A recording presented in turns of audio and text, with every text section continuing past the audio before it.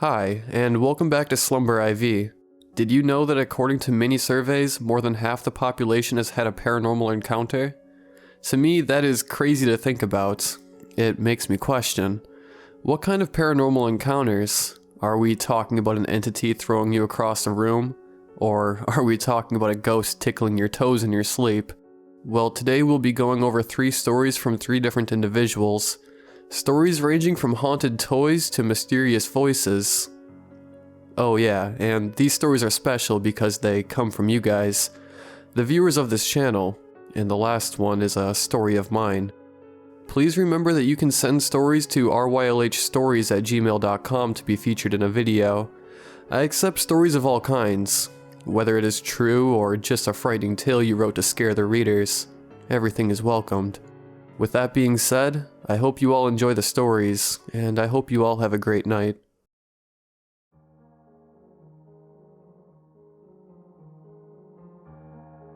I'll preface this that while I do believe in the paranormal, and the incidents I had were paranormal experiences, I am not someone that automatically assumes every little bump in the night is a ghost. I guess you could chalk it up to my overall analytical nature. However, there have been a few instances throughout my life that I haven't been able to fully explain even to this day. I've had stories told to me by my mother and grandmother about when I was an infant, that they claimed were paranormal. Since I don't have any proof or even remember them, I won't bother giving any details about it.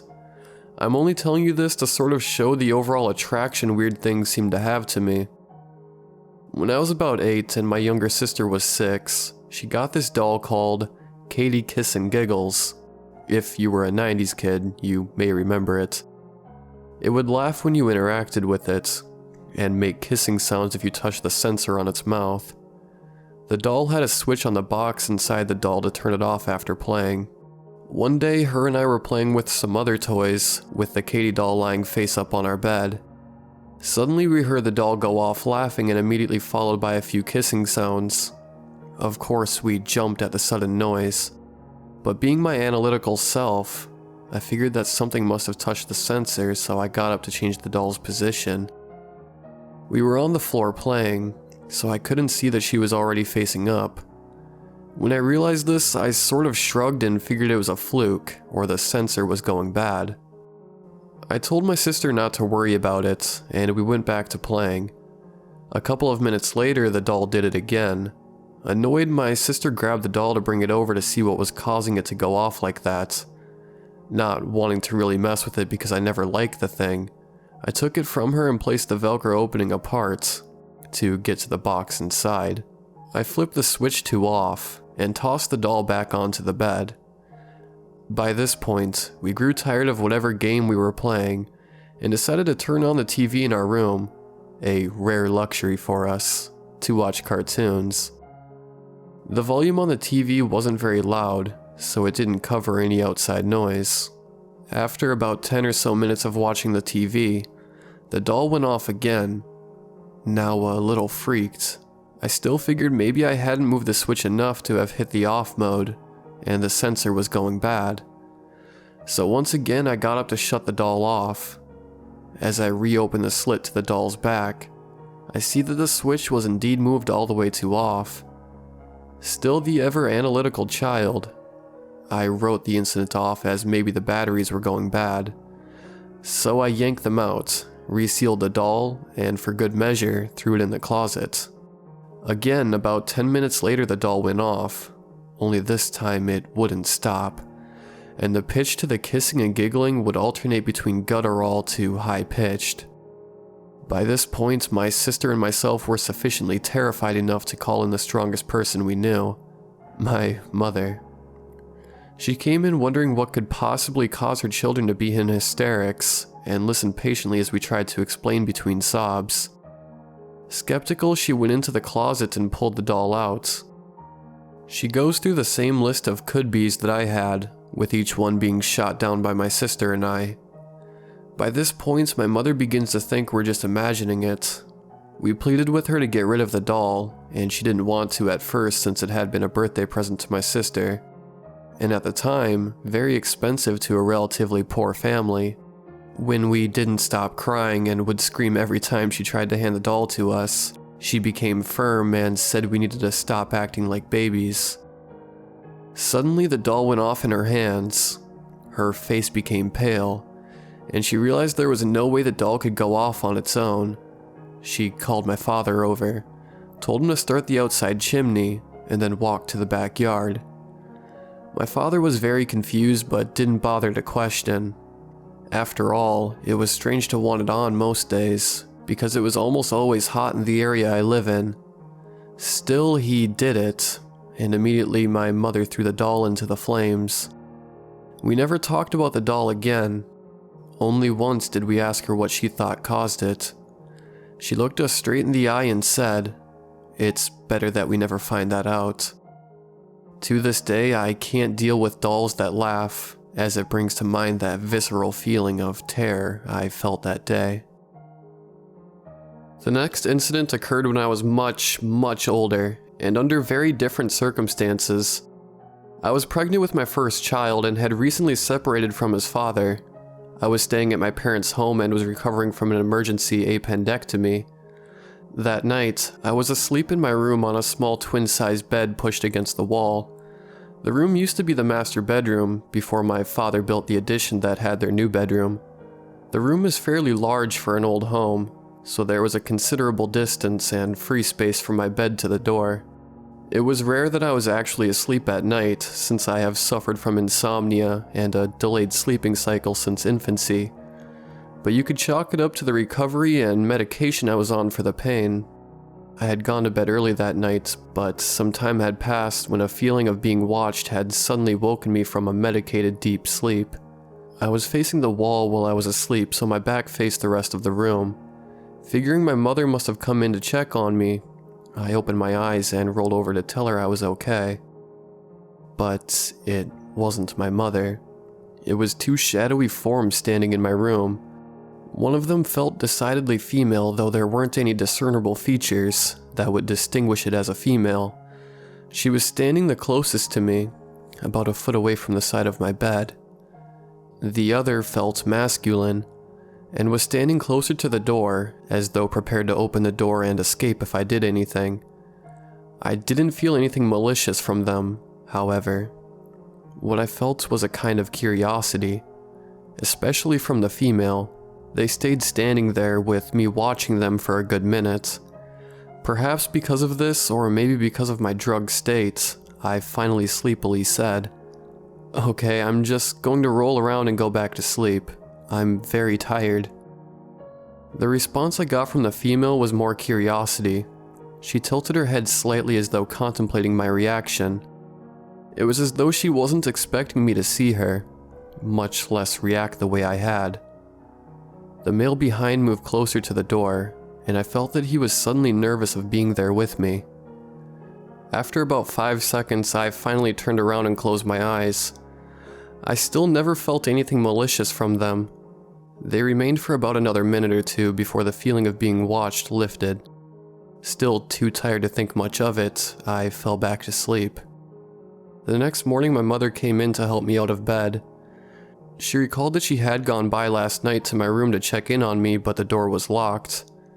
I looked at her puzzled because I never locked the door, especially since I was pregnant and recovering from surgery. It was then that I realized she had come by at the time those shadowy people were in my room. I never bothered to tell her what had happened to me. I figured she would say I was lying or that I just imagined it like she had with the doll. But to this day, I still believe in what I saw. They've never returned.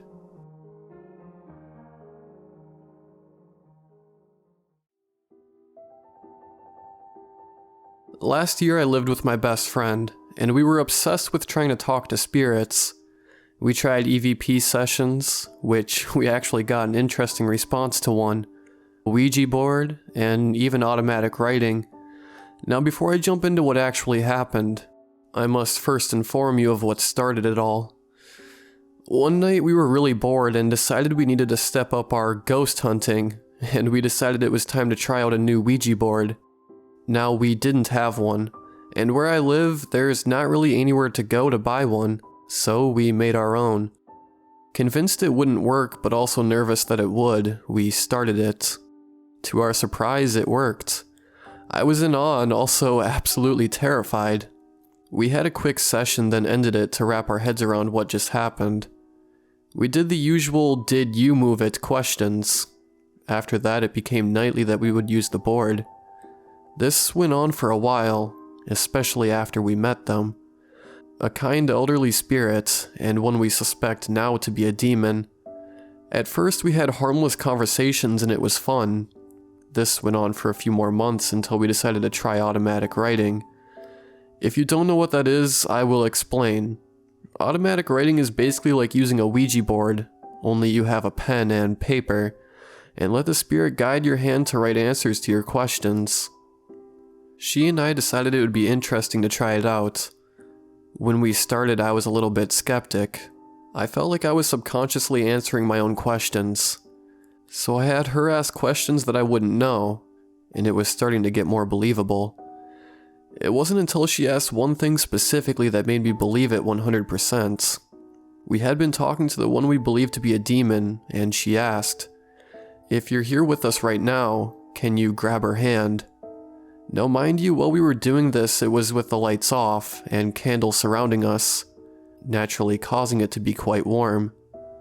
When she asked that, I suddenly felt my hand just go from being warm and normal to ice cold. My entire hand felt like I had just stuck it in a bucket of fresh ice water, like jumping from a hot tub straight into a cold pool. I was terrified and intrigued.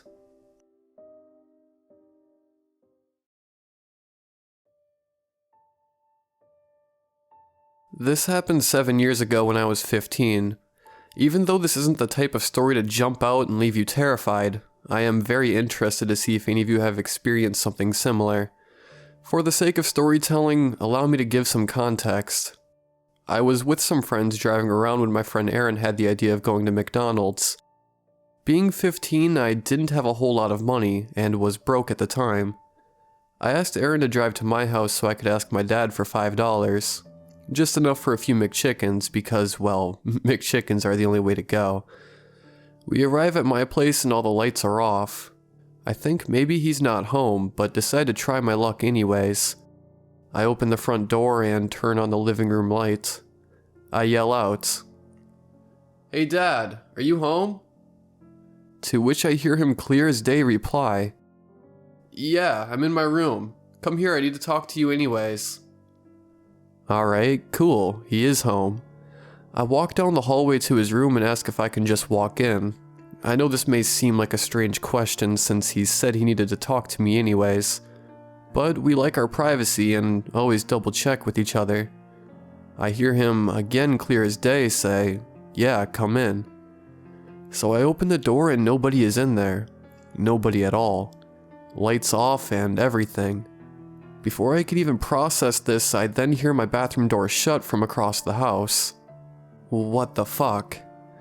At this point, I'm thinking my sense of hearing direction is off because I was in a hurry, but I was so sure I heard him from his room. So I go to the bathroom and say, "Hey, are you in there?" This time I got no reply. Now I'm questioning my sanity. So I call my dad on his phone. He picks up after a couple rings. "Hey, are you home?" "No, I'm up in the cities. What's up?" At this point, I'm internally freaking out. I ask him if I can borrow $5 and he says yes, and that I can earn it the next day because he'll be needing my help. We have a short conversation about some other stuff and end the call. To wrap things up, I grabbed the $5 and practically ran out of the house. I still have no clue who or what I was hearing, but I know it was my dad's voice. Why did the bathroom door shut? None of it made any sense, and what bothers me the most is I'll never have a real answer to explain it. So I pass the question on to you, my audience. Have any of you experienced something similar? Do you have an explanation? I have many more paranormal stories from throughout the years, but this is still the one that sticks out the most because of just how bizarre it was. I don't know. Let me know.